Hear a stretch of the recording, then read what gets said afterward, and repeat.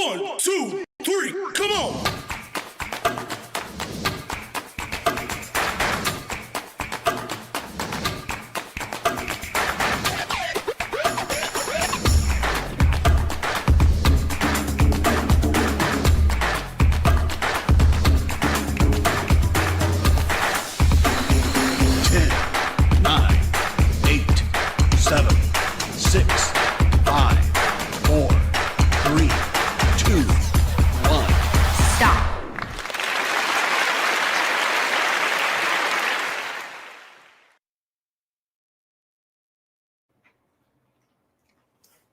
Dun, dun, dun, dun, dun.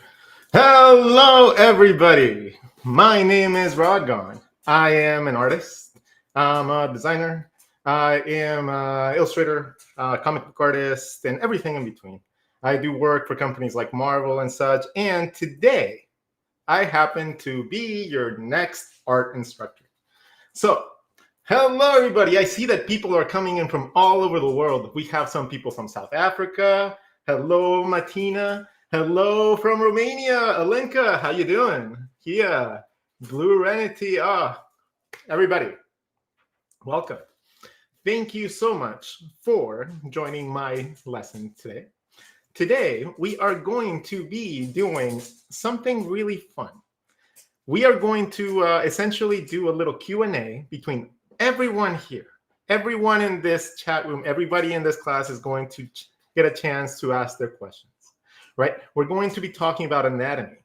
Anatomy is one of those things that is so incredibly complex, but it doesn't have to be. Anatomy is one of those things that just comes easily to those that understand a couple key points, but what are those key points?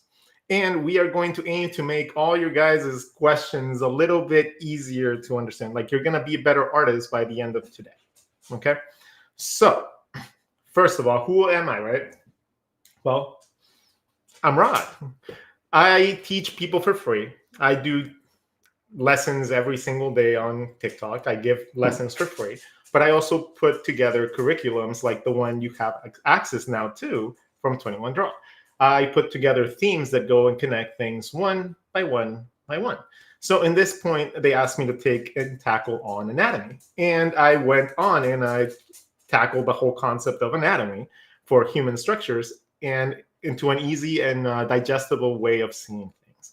That is probably going to be a little different than what you have ever had and studied, and it's going to be awesome. There's a QR code right there. You guys can check it out if you guys feel like it. So I'm going to ask you guys, as I explain why you need to learn anatomy, as I ask this, I'm going to request that you all do a couple things for me. I want you to start asking questions in the chat. I want you to start asking things that are normally difficult for you to draw. The parts of the body that are normally very, very complicated, like the hands and the eyes and the noses and everything like that, doesn't have to be as complicated as we make it out to be.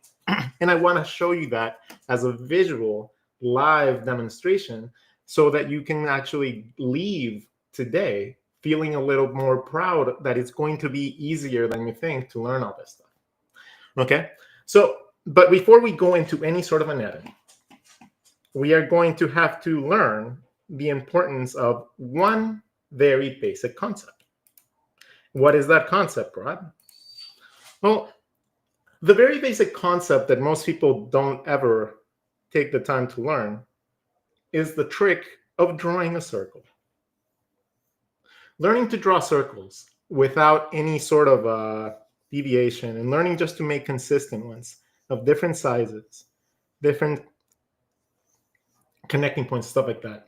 This is going to be the catalyst to you being able to draw difficult things.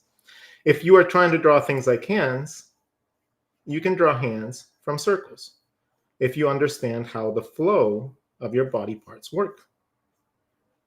If you have to draw things from other things, anything that you really want to draw can be drawn from a circle. A finger, a leg, anything can be drawn from a circle. Being able to draw consistent circles also gives you a bunch of different things. It allows you to look through your shapes. Feet and hands. No, we'll talk about feet and hands for sure. Let me just explain this real fast. Otherwise, it's not going to make sense. That anything else is like, it's going to seem difficult for you if I don't explain it up front. If you want to delineate any sort of volume, touching two edges of a shape with a circle gives you a couple things. One, it gives you a guideline that goes around, right? It lets you know where things are going to land within that structure. Now, the next thing it does, it tells you how to see through your shape by being able to determine one side of the things, and then we can map something else like an ear or something like that, an arm. And then the other thing it does, by drawing circles inside of circles, you get surfaces. Those surfaces can be used for perspective and to determine the way that things are pointed. So, knowing that we have those three parts, we're going to go into understanding the body parts a little better. So the first thing that you guys mentioned was hands and feet. So let's do some hands and feet based on these concepts. All right, so if you want to draw feet better, you're going to need to understand the concept of the ankles.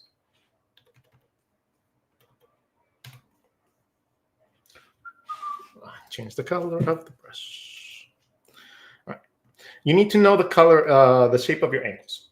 Normally, whenever somebody's explaining feet, they give you this notion, right? They tell you to draw this, and they tell you to draw like a cylinder, and that cylinder is going to be your pivot point. Clean it up. So this is normally what they teach you. If somebody teaches you to draw like this, they're going to teach you the very basic motion of a foot, right?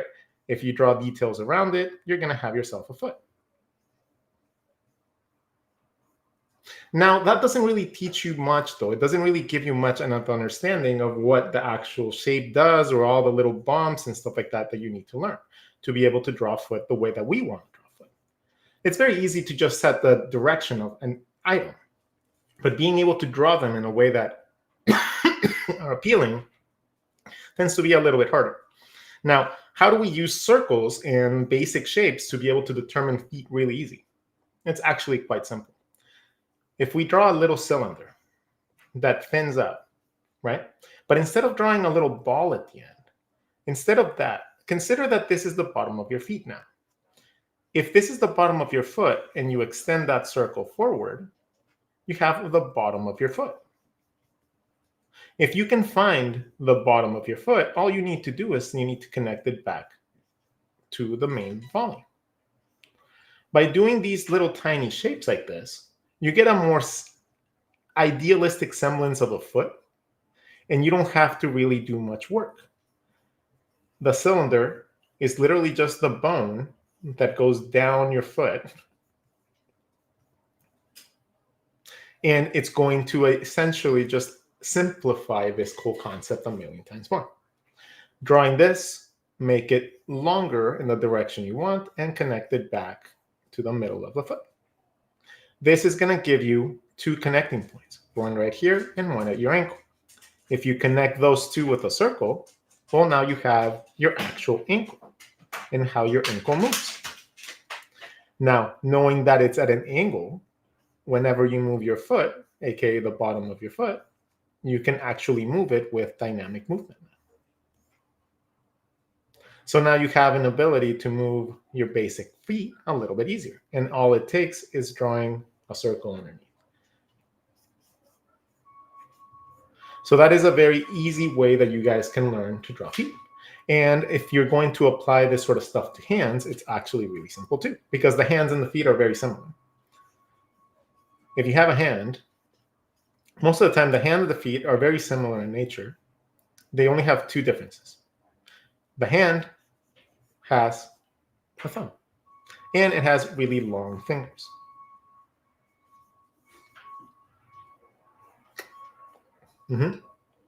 A foot has no thumb, and it has really short fingers. That is the only difference between them. Most of the time, they have the same construction and the same general anatomy that is going to keep you being able to use the knowledge that you learn from one that is going to be applied to the other. Okay, so that is going to be a consistently easier way to be able to find your feet and hands. Right? Now, as we look for the next question, we are going to draw a couple of examples of things. Fast question, should I study every body part? No. No. Like, I think that the misunderstanding is he's asking if you should learn every single body part. And even though you should learn a generalized form of every body part, I don't think that you should focus most of your time on learning how the muscle fibers and all that stuff works. It's more important to be able to get a very good understanding of where the body parts connect, other than understanding the concept of drawing detail. When you get used to drawing something without detail, something that is just going to be a very standard generic pose, it's very easy to move that around and find out how things connect. The moment that we start adding muscle to a structure that we don't understand, that is when we start getting complications. We don't know where to put some lines. We don't know where to overlap shapes, stuff like that. All that stuff comes from not understanding how body parts connect. So before you go into any sort of detail, like muscles and crevices and bones and stuff like that, before you do any of that, you need to understand how to move your characters at a base form without any complications. And that means also being able to overlap your shapes inside, outside, and moving them. Learning where they connect and the limitations of those areas is what allows you to be able to draw your characters later on with detail in a much better way. So, no, you don't need to learn to draw all of the body parts, but you need to learn how they connect.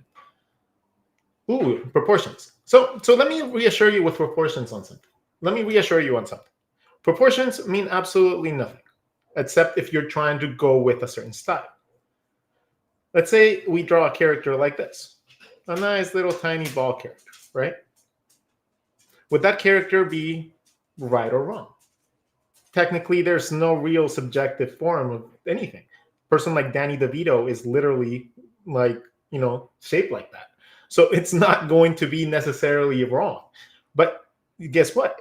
drawing a person that's really tall with long legs is not wrong either. So in between, which one is right? And in my opinion, the only one that's wrong is whenever they're not in the right place. You can draw anything you want as long as it's coming from the right place and it's going to look proper. But if you start taking the time to draw things that don't fit in, then it's going to look weird. But you can draw really, really big arms and legs on characters that don't really require that, as long as you understand where they originate. So being able to know where body parts connect makes it really easy to balloon things out, to make muscles, thin them out, change the shape of them to create different structures, different styles. So that is very important. I don't know why I'm like zooming in so much. I think it's just a bad habit. So I find perspective hard. So as soon as it's a 3/4 aside, here, let me simplify that for you. The course is going to bring this up a lot. And I came up with a really easy mapping method that you can use to be able to draw your heads in any direction you want. So let's say that you have any head. Let's just start off with a simple little boxy shape, okay? And we don't know where to put everything in here. So there's two ways that you can learn to understand it. One, learning the rule of thirds. By learning the rule of thirds, you'll understand that you have 3 major sections to your head, right? And you're going to have the midsection that's going to have your nose, your eyebrows, your cheekbones, and your ear. Your eye sockets contain your eye, and your nose canal is going to originate your nose. So being able to know all those mapping points by just splitting something into 3 is really cool. Halfway down this, you can draw your mouth. And the mouth will literally come from the connecting points from the edges of your nose. And guess what connects at the edge of your nose? Your eyebrows. So understanding how to find those mapping points is really interesting and really easy. So now let's move these lines. Instead of being right in the middle, I'm going to move them a little bit to the side. I'm going to divide this into 3 again. I'm going to find this little triangle right here. Boop, boop, boop, boop, boop. I'm going to follow the triangle up, the triangle down. That's going to give me the spacing for my eyebrows. It's going to give me my space for my nose. This is still going to be the spacing for my mouth. Right? And the only thing that starts getting complicated is the little dents that happen at the side of the head. That just happens to be right where your eye is going to hit. That's where it goes in for your temple to your eye, and then it goes out for your cheekbone, out onto your chin. That's the only little thing that you need to worry about whenever you're getting closer to a 3/4 view. Okay, leave a little space on the side. You can even draw a little circle on the side if you want to generate the side of the head. And that is easy to move even more. So now let's move that shape all the way to the side. So now what's half of a triangle? Let's split this in 3. Half of a triangle is still a triangle, right? I can decide how to go down. That gives me my mouth space. If I go up, if I remember the other side, it's going to give me a little bit of spacing in between for my eyebrows. My eyebrow is going to go around. And my eyebrow is normally going to link up to the outside edge of my nose canal. So wherever the edge of the eyebrow hits, that's where you draw a circle that matches where the nose is going to hit. Boop. And about half the way here, you split it in 3/4 or a little bit at an angle. Don't do it completely flat. A little bit of an angle so that you have an easier transition into your jaw. So does that answer your question? Does that make it a little easier to understand? You'll be able to draw the side of the head and everything a lot easier if you just follow a little triangle. So set the line, draw a triangle, follow the triangle up and down, and then divide everything in 3. You're going to have access to your eyebrows, your nose canal, your mouth space, and your eyes. And it's going to be a lot easier for you to draw the side of the head once you understand that the side, wherever the eyebrow ends, is the beginning of the side of your head. So, next question. How do we draw the hips or lower torso? That is actually a really good question. A lot of people have a lot of hard issues with the torso. The torso is actually ridiculously easy to learn. And I'm going to show it to you in a very simple thing. Like everything that we have learned so far has been started from a circle or a basic shape, right? So let's start with this with basic shape. Now, let's begin with the circle. Okay, nice little circle. If I wanted to give this circle legs, let's say we have some legs over here. What are some common factors in legs that everybody has? Well, they have a side. Like they come and they have an edge, they connect to the edge of my body. So as long as I go on and I find an edge of a body, I'm going to have myself one part of the leg. Then it has an inside. And the inside tends to have all these squishy parts. Okay, so the inside is the part that has all the squishy parts. Okay, so by just doing that, I have access to drawing a little simplified leg. Outside, inside. Overlap for squishiness. Cool. I can do the same thing with arms. Outside, inside. Overlap a little bit for squishiness. Okay. Now, doing this simple exercise once is going to let you understand how the hip bone works. By doing this once and you connect these two shapes, that's your hip bone. That will eventually turn into you being able to learn to draw how to draw your legs. Learning how to control this little tiny butterfly or two little angled circles in space is going to allow you to draw your legs in any direction you want. Remember how we talked about learning to draw through your shapes in the beginning, how it's so important? So that is the reason why.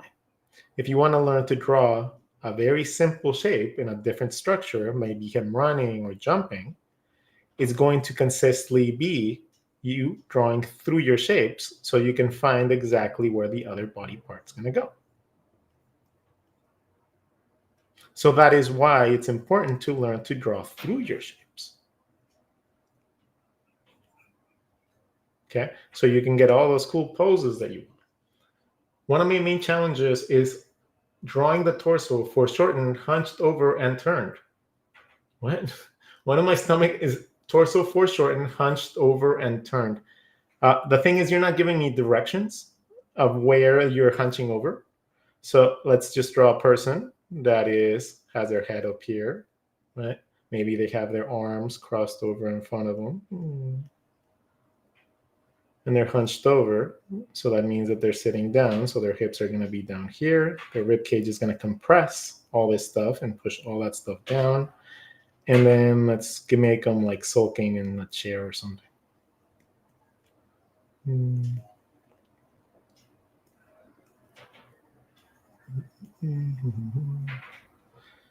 He'll be sitting, he'll be sulking, and he'll be on a desk. So a lot of the times you wouldn't see a lot of the stomach. So if you're like foreshortened and you're making this really, really, really come into the distance, right?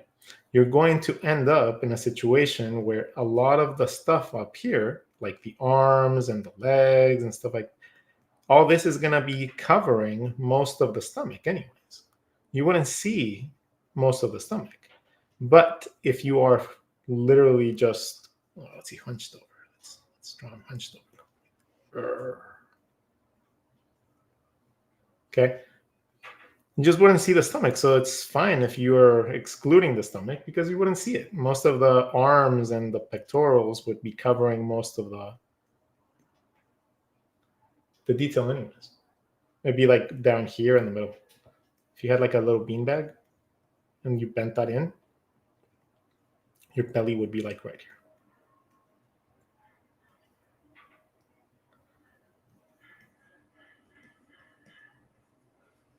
Okay. So that's normally why you wouldn't see a person's belly if you were hunched over, because they would be covered by most of the other stuff.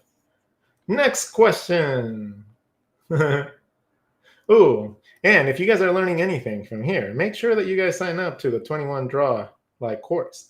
This whole course is based on materials that I learned and I have developed specifically to learn the concepts of human anatomy. So if you are enjoying any of these little tips and tricks, you have a whole smorgasbord of them that you could learn from if you sign up. And by signing up, you guys also help me be able to make some moolah. All right, so next question. How can we draw clothes to characters? So drawing clothes on characters is going to be a concept called parallel volume. So being able to draw a simple leg and stuff should be easy now that we understand that we just find volume or a shape, we find the edge, and we bring it back in, right? We have now discovered a very simple way to be able to draw legs. If we overlap it, we get depth. Ta-da! Now the character is turning.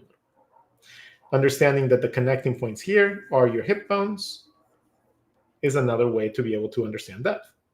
And now, if you learn to draw little circles inside of your shapes, you could draw things like clothes. It'll teach you the front of your clothing, the back of your clothing. But not just that. If you want to have something like pants or something, you take those circles, you just make them bigger according to whatever bagginess you want, and you connect them back to an origin point, and you have yourself clothes. You can bag really baggy clothes are going to overlap each other, right? When they overlap, you get to choose which one of those volume lines you make as creases. And that is how you do that. Whenever you learn to draw things like shapes, drawing things like hoodies and stuff like that, it's just a matter of learning how to draw through your shape so that you can draw clothing. If you want a hoodie that's even closer up, more covering, more mysterious, that's all you need. Learning to draw through your shapes is going to be consistently one of those things that make things like clothing really easy. Skirts are just circles going around, right? Setting motion, just make those circles go to one side or the other more.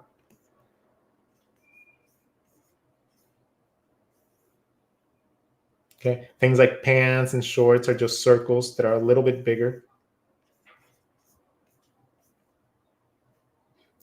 And being able to draw things like watches and stuff, it's just a matter of learning how to draw circles like cylinders. It's that easy. So, next question, please. Let's see, what do we have? So are you guys enjoying? Like, let me know, like, what part of your guys is like, why is it hard for you guys to learn perspective and all that stuff? How can I draw things in volume? Like, what is the secret to it? Learning to, okay, volume can come in a couple ways. So volume, let's talk about it. Okay, volume. So whenever you have something, I like to start with a circle, right? How can I make this circle have volume? What is volume? Volume is the act of making something look like it has depth.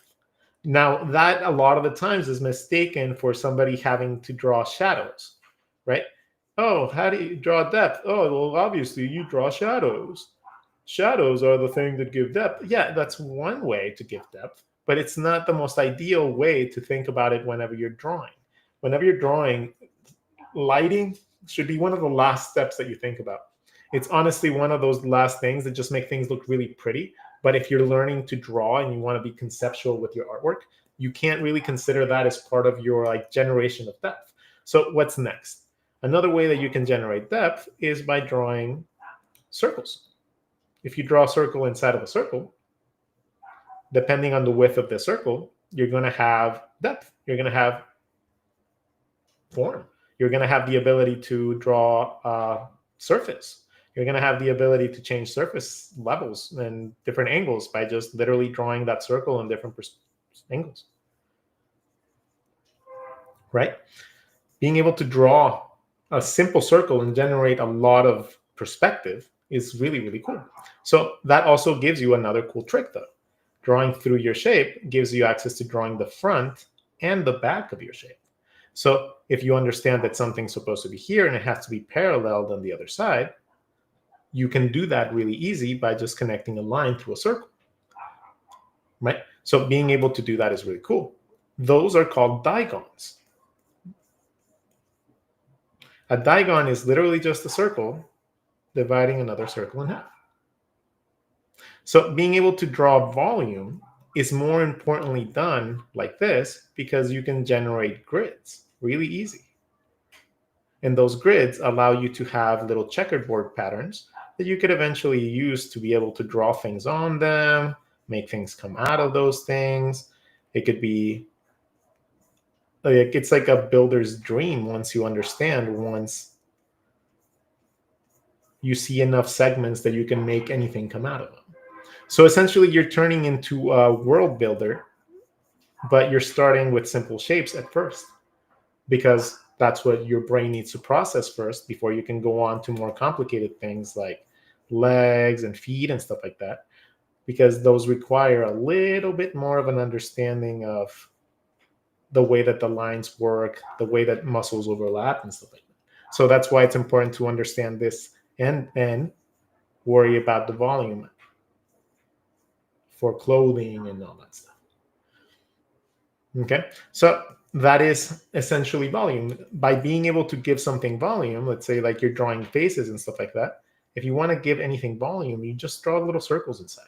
This is going to give you a guideline that goes around your shape. Let's say you have your ear here, your other ear would be over here, right? But this is round. So as you go and draw all your features, it just lines them up nicely.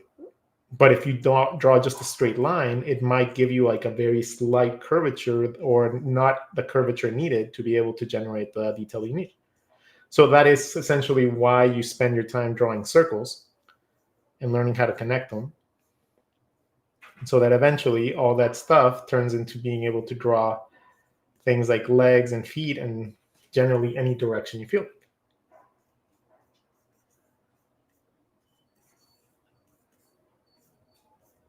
But that is why we do that. So that is essentially concept of volume. Nose in relation to the rest of the face. So within the course, I will teach you the concept of the triangle method.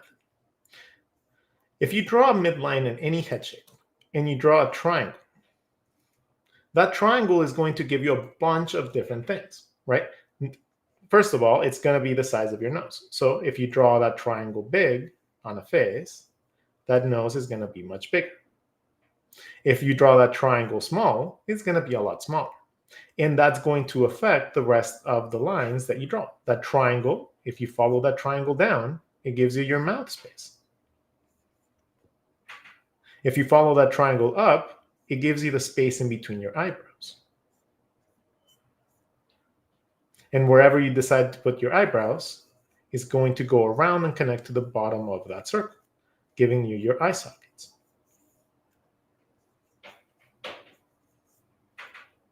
By knowing all those mapping features, it becomes really easy to draw characters of all sorts of styles. You don't have to draw a certain way, a different design. You don't have to draw differently with your line work or anything. And you can generate an infinite amount of characters. So it's really, really fun to know that just drawing a little triangle in the middle of a nose, in the middle of the face, and you can determine the direction of the nose by drawing a dot and connecting it like a pyramid.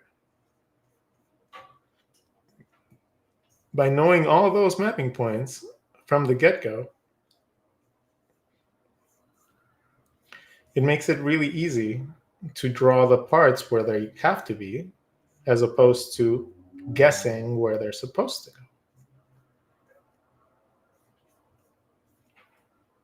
Right? So that's how you normally find the relation of the face with the nose.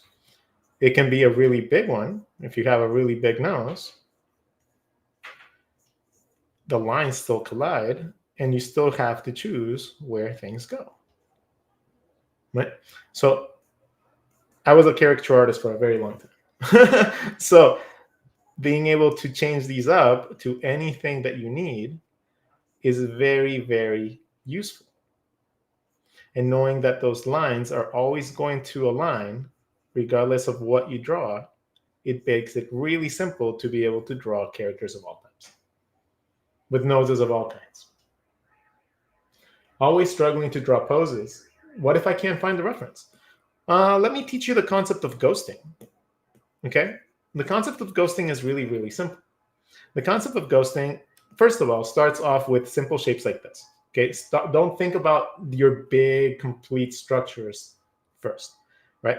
If you don't know how to draw every single pose from this little shape, you should take a step back and find out why it's hard for you to do it from this pose, right? Any pose that you're going to draw, regardless of what it is, whee, cannonball, whatever it is that you have to draw, you can draw it from a little simple sphere. If you can't do it from there, then there's a concept in there, like on the flow of things that you are not quite grasping. And you need to take a step back and see why it's finding it difficult to be able to move a simple shape like this around. Okay, maybe it's just the fact that you lack a little bit of practice with your perspective or something like that, but it shouldn't be that. The pelvis is oddly complex. Oh, we just talked about that right now, but here, let's recap. If you draw a circle, right, draw a little middle circle, and then draw a little ball at the bottom. From the ledge of the ball to anywhere about half of the way, let's name half the way. We're going to draw a little wing, a little wing. Those little wings give you 2 little circles or ovals. Draw 1, 2, and you have yourself a very basic concept of your leg. Now, what is the beautiful part about doing it like this is that anything you draw from those little circles is going to be useful. You're going to be able to draw anything coming out of those, and they're going to be really, really easy to move, maybe into legs, because that's the concept for your hip bones. Being able to draw legs in any direction is going to be a matter of just understanding those points. If you understand those points, you'll understand your muscles. And it's really, really, really useful to be able to do that. Next question. I saw one before. I just didn't quite grasp it. I didn't see it. If we can put it back, that'd be great.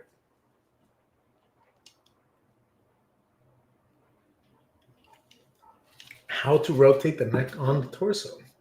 Oh, I'm going to teach you the concept of the compass. And the compass is really fun. So imagine that you have your head, right? And you start with, let's start with the circle again. Start with the circle. If we start with the circle and we just make a little cylinder coming up, we can have an entire head by literally overlapping this line of that oval into some ears. So let's say that we have now the ability to draw a face really, really easy. Okay? Now we have the ability to draw a face from a triangle. We talked about it already. We follow those lines around. We have ourselves a basic head from a cylinder. Now, let's say we want to connect this to a rib cage. We want to connect and we want to rotate our neck. The muscles that connect to the middle of the collarbone, the little bone that we are about to draw right here, this is going to be very important for the rotation of the neck. Understanding that the bottom of the ear connects to the bottom of the chin and it connects to the middle of the neck. Now, let's do that again. Let's make a little compass for the bottom right here. Okay.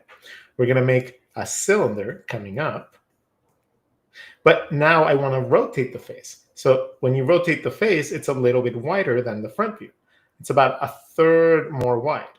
So you have this. If we have the same, we add a little bit more, and we have ourselves a profile view. Okay? I clicked it again. Okay. So now we have, again, the rule of thirds, right? The rule of thirds. We have 1, 2, 3. And then we have 1, 2, 3 going down. So my feature zone is going to be right here. My side of my head is going to be right there. My teardrop is going to be right there. And it's going to connect to my ear around here. This to here is one connecting point. You got to find the other side of the ear. And from there, it wraps around to connect to the other part of the neck. So finding those two connecting points and how they connect back to the middle is how you learn to rotate your neck a little bit easier. And learning how that compass and those proportions work is really, really, really useful. Especially if you want to be able to do character designs and animation and storyboarding, you need to be able to adapt to those type of like little instructions. So now that we know that, let's take a simple circle and a compass for a collarbone. We can choose whatever direction we want our face, as long as we find our ears. When we connect them, they have to connect to the middle. Okay? And as you start learning to add detail and stuff like that to your drawings, that's going to look better and better, and better and better, and better and better as you progress. And that's a really long neck.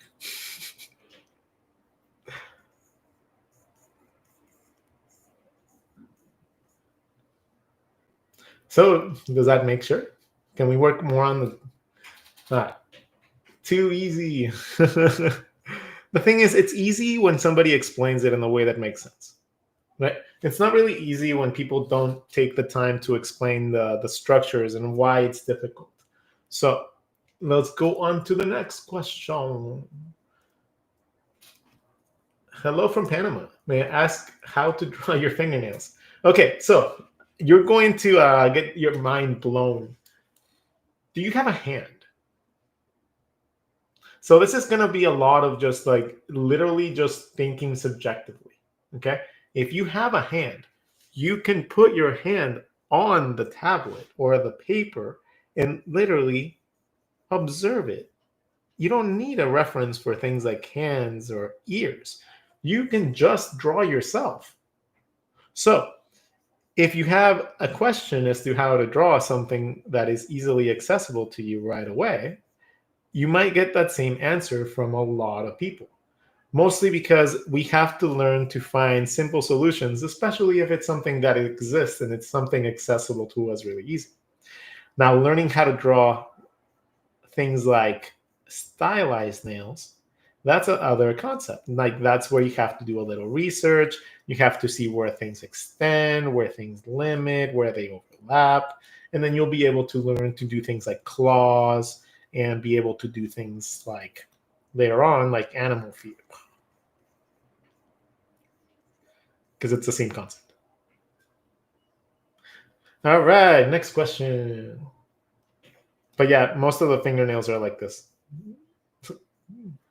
They're more like that shape than any other shape. It's kind of like a little candy drop. How about muscles?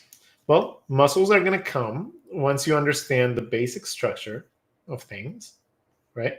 Let's say I have a basic character, and now I'm ready to give them muscles, and I'm ready to put things on them and do things, right? I have the pose exactly how I want the pose, right?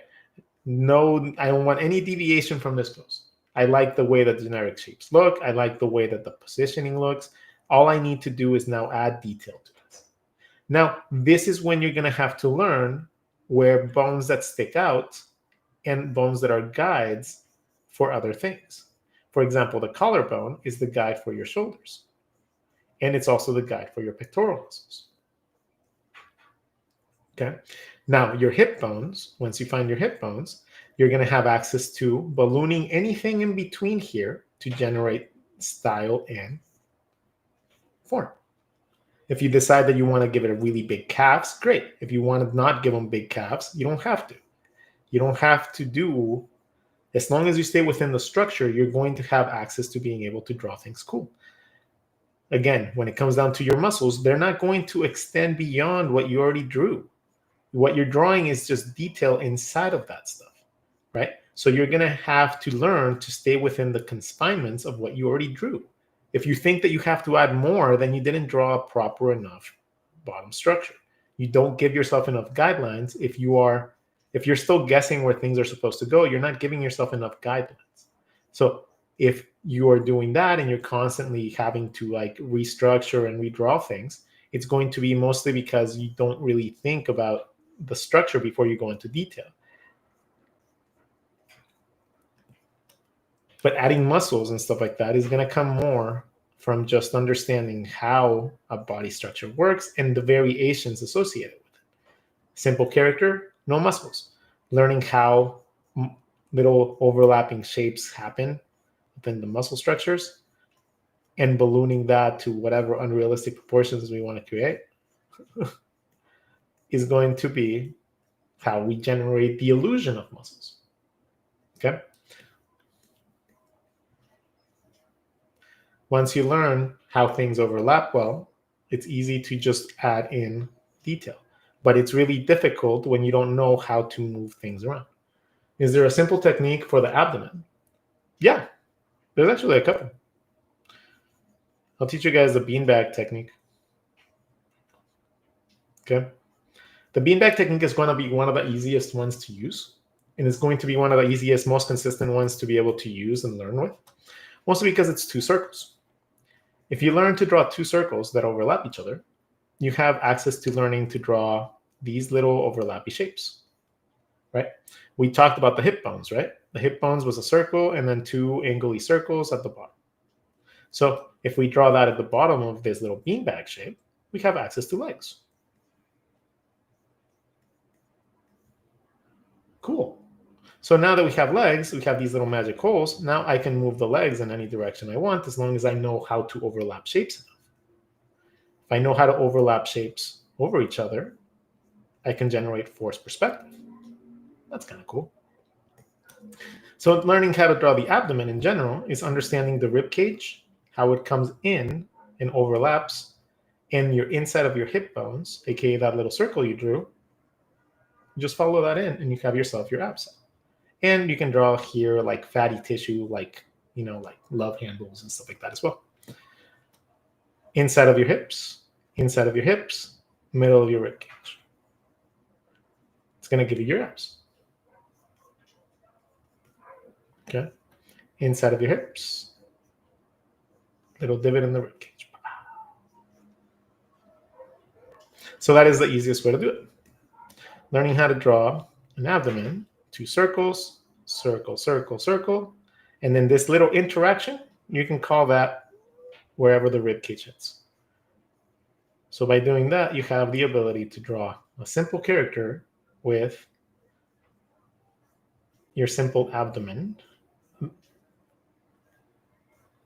And later on, you can make variations of that with like six packs and stuff like that. Next one. Yeah, that's not really all that hard. Just two little shapes connected by a spine.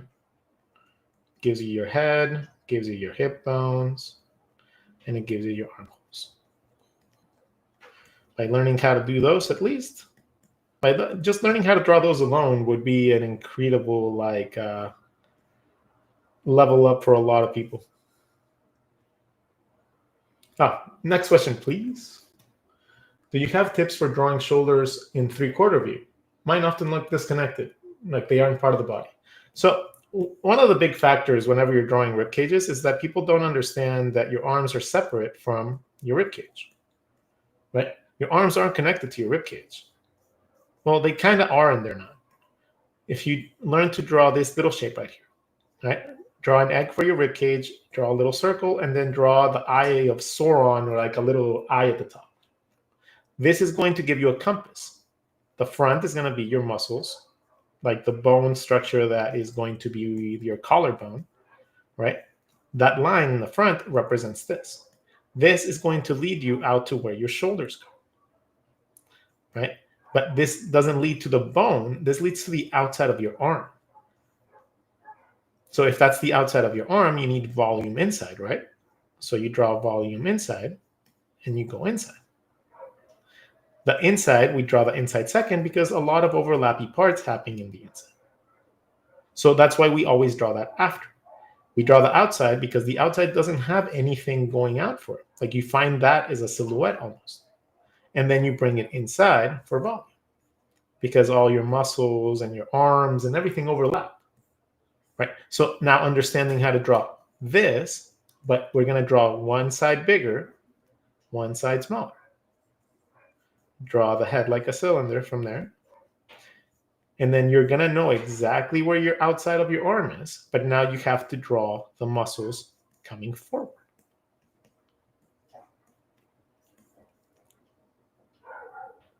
So understanding that is going to give you the connecting point that you might be desperately needing. Whenever you are drawing your characters, a lot of the times, most of that placement doesn't work because we are drawing them in the wrong place.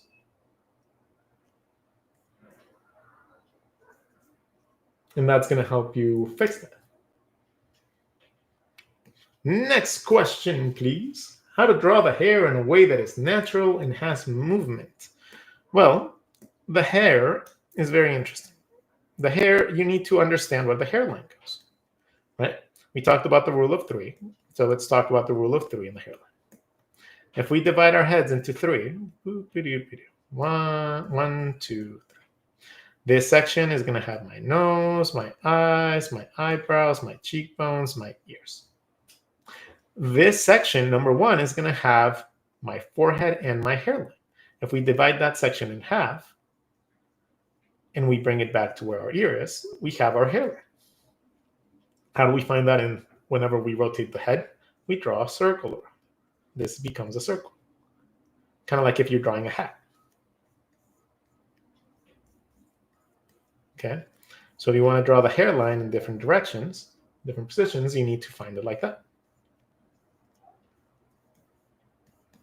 Now, drawing things with volume and making them flow like they're like going in the wind, it's all about setting the direction of the wind and then letting little curvy lines flow in that direction, but not evenly. And then allowing unevenness to happen. It's chaos. Whenever wind is hitting, it's chaos in your hair. There's no single line that is going to be completely unbothered by it.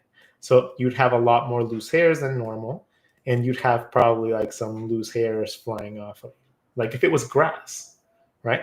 It'd kind of be like if grass is still, but if grass is getting blown by the wind, you have grass that's going that way. If the wind is harder,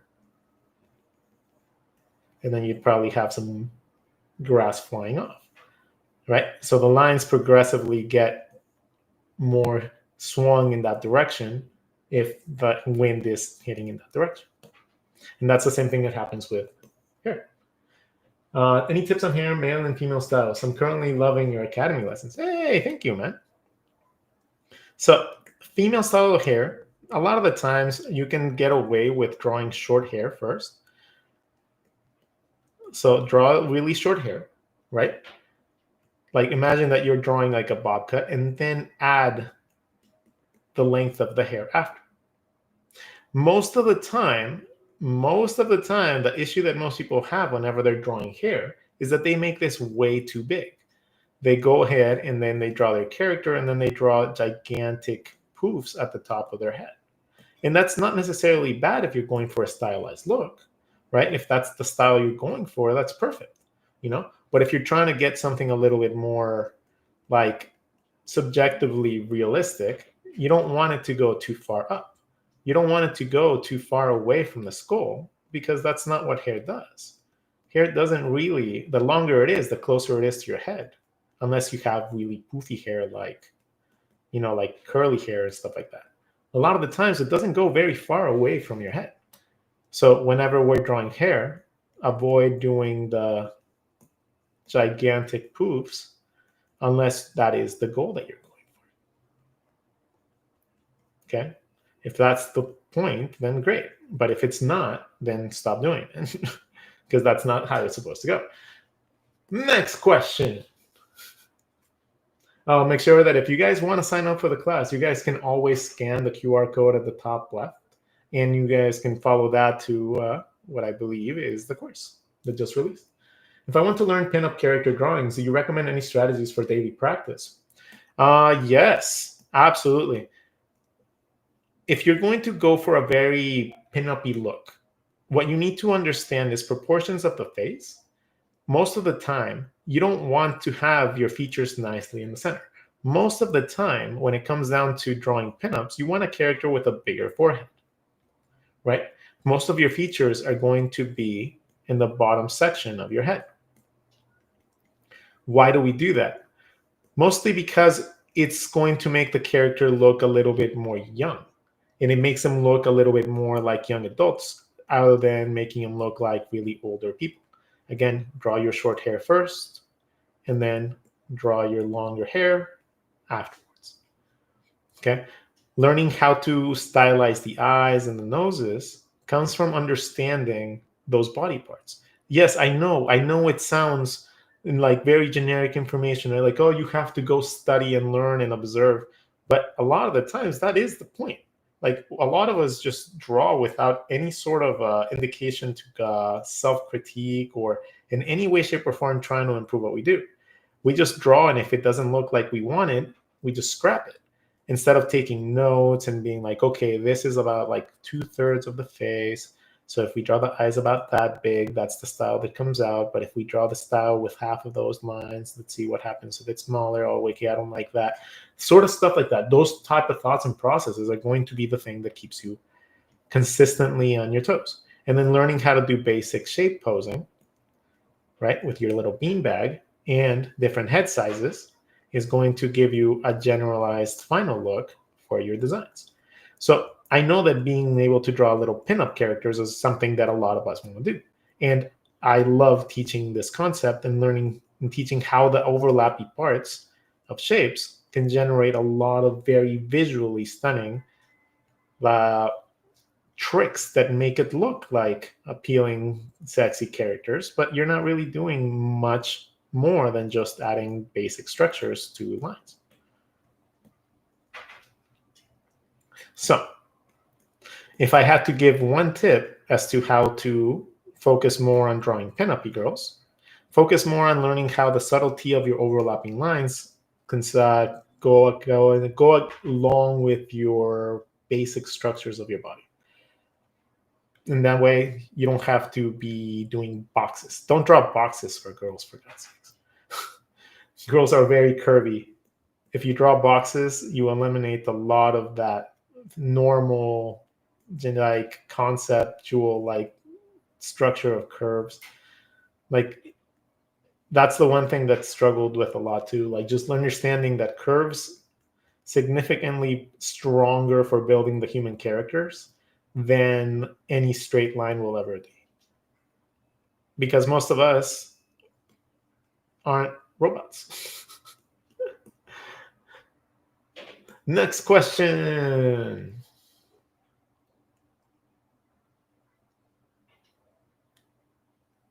How to draw baby faces. Cool. So you know how we talked about this little triangle thing, right? Well, let's set the triangle at the bottom side of a face. Just on the bottom side. Not in the middle, on the bottom side. We're going to draw our same guidelines. That just means that we have a little bit of room left over for our chin. So that means that we're going to have a little nose, really big eyes, right? And our cheeks are going to be pretty large because they're going to consist most of the rest of the face. Being able to draw babies, it's just about learning how the proportions affect that.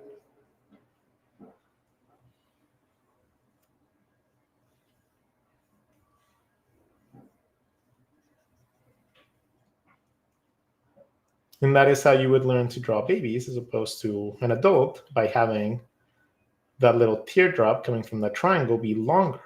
If you draw that teardrop longer, even if you draw the eyes the same, the character looks a little bit older. because you're stretching out the face. So that is how you set age. And if you want to draw somebody really old, you bring that back and you droop the cheekbones, and now you can draw somebody ancient. It's kind of cool, huh? Aging a character, another lesson that you can learn from the books that we did for 21 Draw. So, next question, please.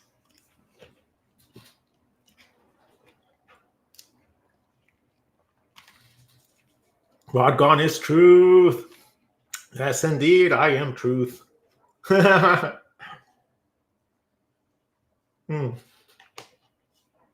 to draw breasts. Okay. So, breasts or boobs tend to be a very interesting topic to teach because most people do it wrong. So, let's draw a simple circle, right? And we learn how to draw hip bones by drawing 2 circles inside of a circle, right? We learned that. We also learned how to draw the collarbone. We draw a circle on the top, and we drew a little cylinder for that. So now we have a basic human structure. Boom, boom. This is the outside of my arms. This is going to lead out. Now I want to give this boobs. What I want to do is I want to understand where the muscles connect, right? And a normal human, and like a normal, like any human structure, you're going to have your pectoral muscles go roughly from the edge of your collarbone down to the middle of your leg, of your body. This is going to be the connecting point. It gets interrupted by your shoulder that interacts right there, right? That is the very basic interaction with your muscles that happen. That happens in men and women. Your breast happens to come out of your armpit, and it goes around this area. So that is how you draw breasts. They connect here, and then you have whatever volume you have here. So if you have characters that have smaller breasts, characters that have bigger breasts. Okay? Drooping, sagging, any of that happens. So now,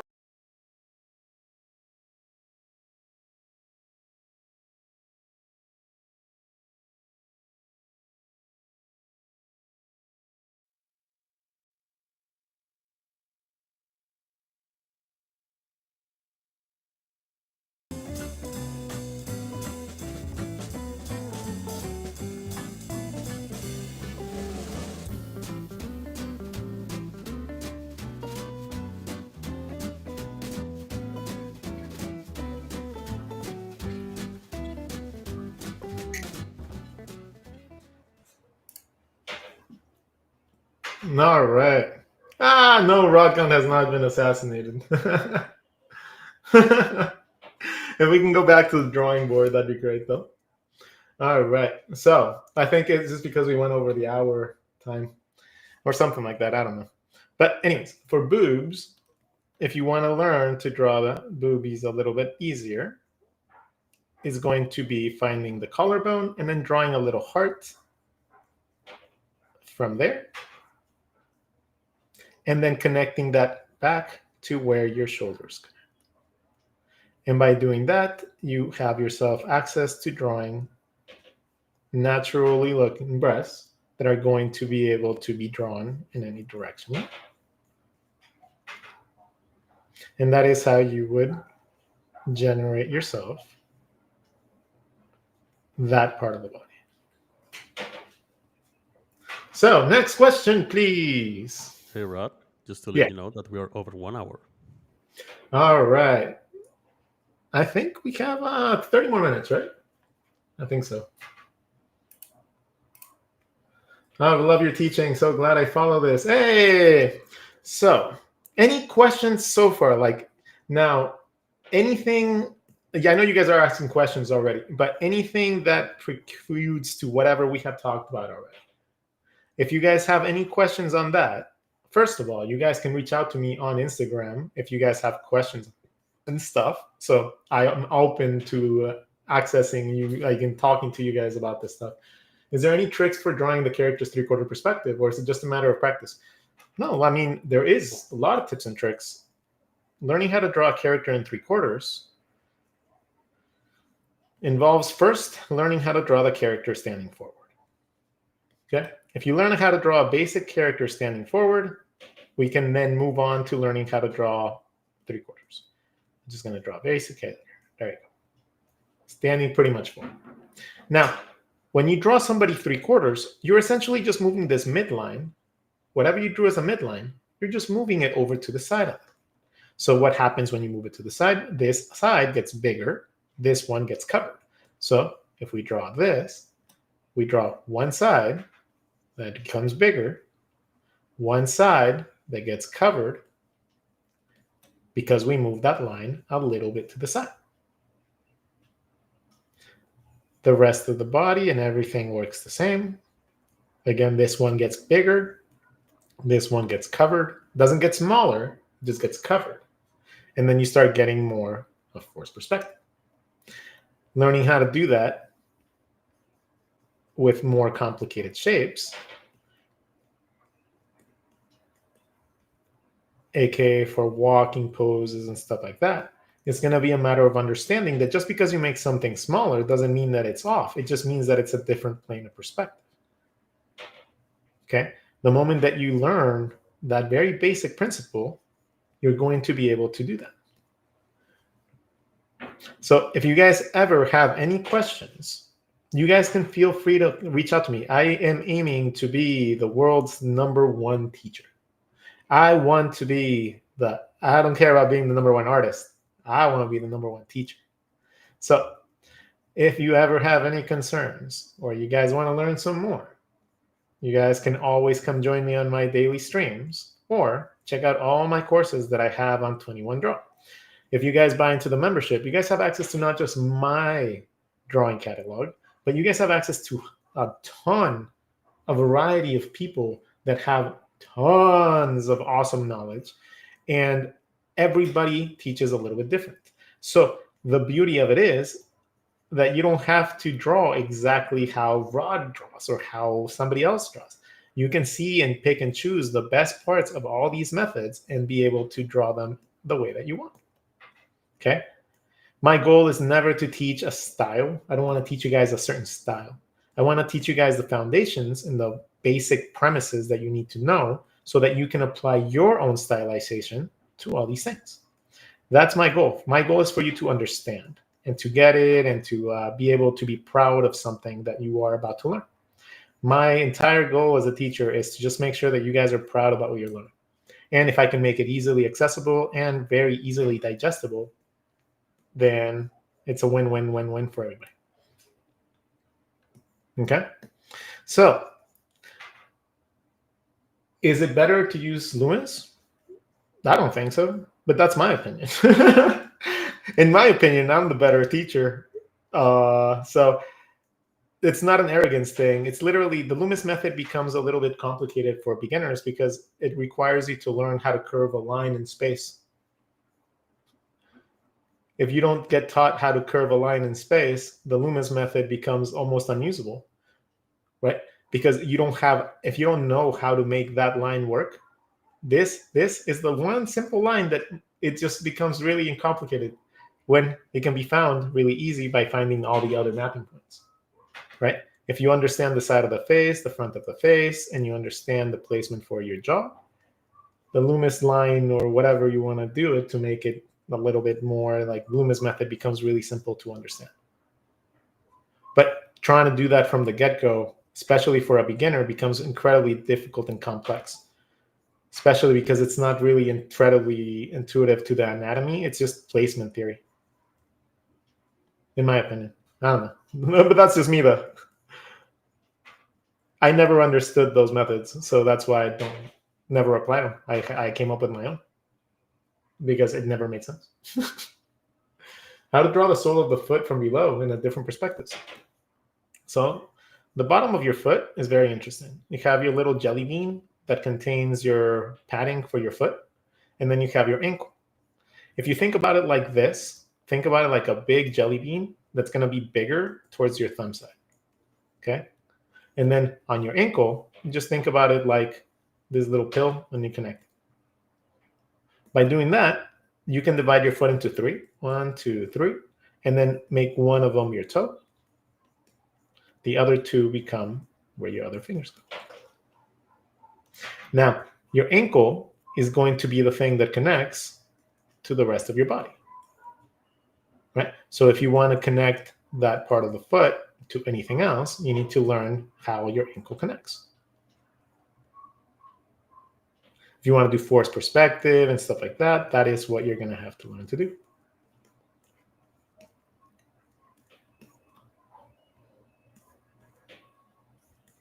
And again, you can't have force perspective if you're not covering things up with other things. Like, that's a basic principle that a lot of people forget. Like, you can't have force perspective if you're not having anything covered.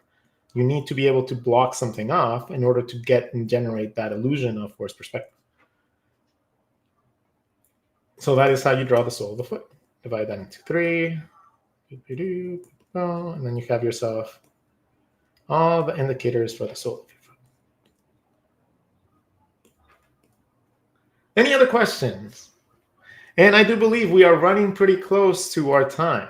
So if an answer can please let me know at a 5-minute timeline. And we will answer one last question when they say that, and then we'll take off. How can I make expressions without appearing to change my character? Well, it's going to be consistency. So let's say that you have a same character. And again, this is something that can be practiced with a very simple shape, like a very simple sphere with a little happy face. Okay? If you set a happy face, can you make that happy face have different expressions without it changing? Probably pretty easy, right? The only issue with drawing more detail is that we forget where all that detail goes. So regardless of any sort of stylization you choose, like angle, let's make this one really weird. Whatever you decide to add detail, it doesn't change the direction of everything. It doesn't really do anything. You still have the ability to draw that same expression regardless of how much detail you decide to draw. So most of it is going to come from your eyebrows and your eyes interacting. Okay? If your eyebrow is down, it's going to cover a little bit of your eye, therefore generating an aspect of maybe anger or fear or something like that. Right? If you draw those, but you draw them the opposite way, now you have something like sadness or preoccupation. If you alternate them, you can get complicated, like confusion and stuff like that. So keeping your character shapes consistent is what keeps your character looking the same. It's not the expression that's changing that look. It's literally probably you just drawing the shapes differently or slightly off, and therefore it doesn't look like the same character because it might be slightly off, and that tiny minuscule amount of change changes everything. Right? So being able to draw consistent shapes is one of those aspects that you don't think you have to work on a lot, but it's going to consistently make your drawings better.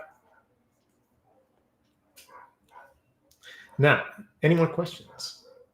Love your teaching. So glad I follow you. Yay! Oh, well, you are quite a sweetheart. Everybody knows that the route to my heart is my ego. Yeah. So one thing that I would love to tell you guys before we sign off, and this is something that I love telling everybody, because before I didn't have a platform and I was not able to teach people and tell people. But now I'd like to inspire people before I leave or before I sign off with anyone that I go and talk with. And the way that I'm going to do it with you guys is I'm just going to explain to you guys how beautiful your brain is. Okay? So your brain has the ability to hallucinate beautiful little things, right? Your brain in particular, being an artist, has the ability to also print out those little thoughts and put them onto paper or digital or whatever method you use. You have the ability to bring out little hallucinations that you think about. Now, all these things that you think about and you draw has never been drawn by anybody else in life. Maybe they made versions of their own thing, but nobody has ever really taken the time to draw the thing that you draw. You are drawing original creations every single day. And we often don't think about how incredibly difficult it is to even just pick up a pencil and be able to do that. So I want you to leave this chat not just with a little bit more knowledge, but I want you to also realize that you have a beautiful gift. And I like to call it the Midas touch of beauty, right? I like to call it the Midas touch of beauty because anything that any artist touches with the intent of making more beautiful tends to become more beautiful. And that is going to be a big semblance in your art. If you take the time to be proud of what you're doing and you take the time to put effort and, like actual education and time into what you're doing, you're going to learn how to draw really good, and you'll be able to use those little hallucinations you have in a much, much stronger and much more visually appealing way. Understanding is the basis of everything. Understanding and not just simply replicating. Understanding is awesome, right? It unclicks and unlocks a lot of little things that you might be bypassing because you just are afraid to make mistakes. And with that, my friend, okay, love you all. Thank you so much for tuning into this chat. You are all friends in my book. Anybody that draws, anybody that creates, anybody that even remotely likes to pick up a pencil is one of my friends. If you ever need any help, please reach out to me. I like helping people, and I take suggestions from everyone for our daily streams, right? So be able to come learn new things all the time. Go learn all the structured stuff that I have set with 21 Draw. You guys have a lot of stuff that you guys can learn. And not just this anatomy lesson, but you guys can learn about animals. You guys can learn about the fundamental stuff that I taught at first, how to make your characters come alive. And then go on to other teachers and man, yeah. But anyways, thank you so much. You guys are an absolute delight. I love you all. And I'll see you guys in the next video. All right. Later, Gators. Enjoy the course. And I'll see you guys next time.